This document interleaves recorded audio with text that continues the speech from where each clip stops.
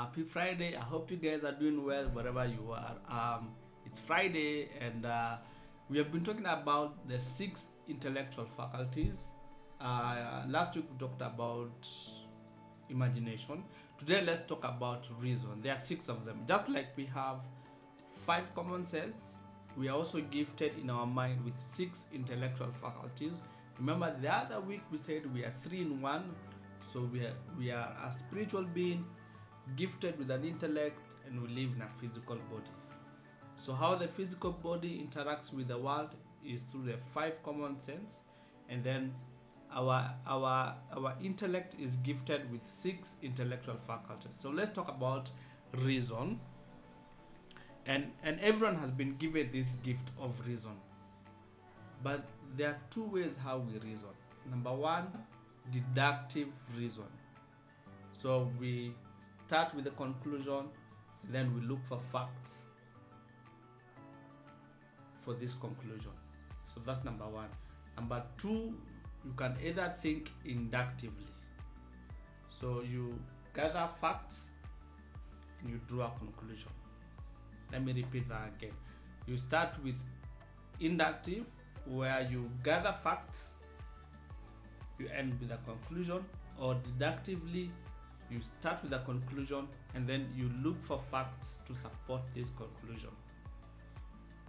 Let me tell you why this is relevant. So, if you think deductively, and maybe the conclusion you start with is, I am poor, I don't have connection, I cannot achieve my goals, then you look for facts to support this conclusion that I cannot make it in life. That's your reasoning. Then you see, okay, I was born in a slum, I don't have connection. So you look for facts to support this conclusion you have that you are poor. Does that make sense?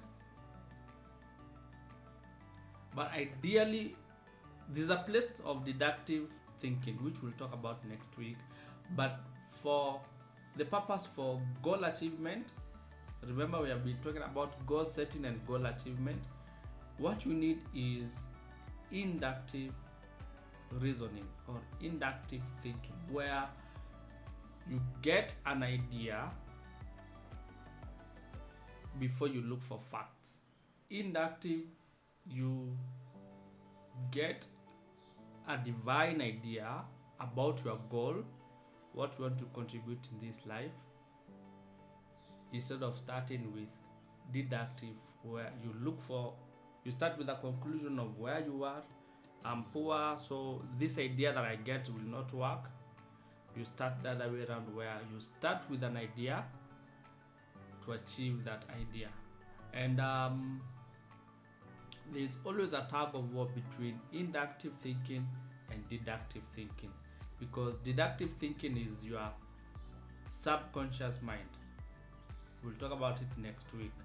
But for the purposes for goal achievement and goal setting, a goal setting is you don't start with where you are in terms of you are paralyzed with your circumstances, but you start with an idea of your goal, your desire, what you want to contribute. So that is inductive thinking.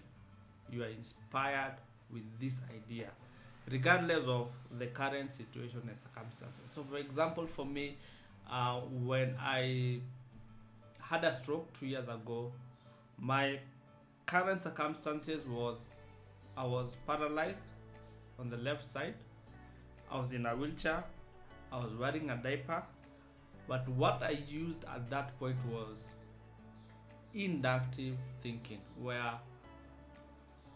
I had an idea of me getting healed, me walking and playing with my kids, and regardless of things on the ground. I hope that makes sense. Maybe next week, when you talk about the subconscious mind and how this relates to it, will make much more sense. But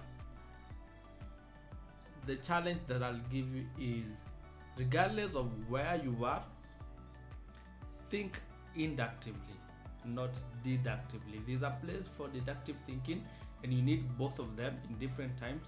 But in terms of goal setting, goal achievement, then rely more of inductive thinking, where you get an inspiration of where you want to go, not inductive thinking of looking at where you are to do some conclusion. I hope that makes sense. If you have any question, feel free to comment, and of course, if you like this video, you can give it a thumbs up, you can share with your friends. Thank you, take care, have a nice weekend, bye bye, and take care.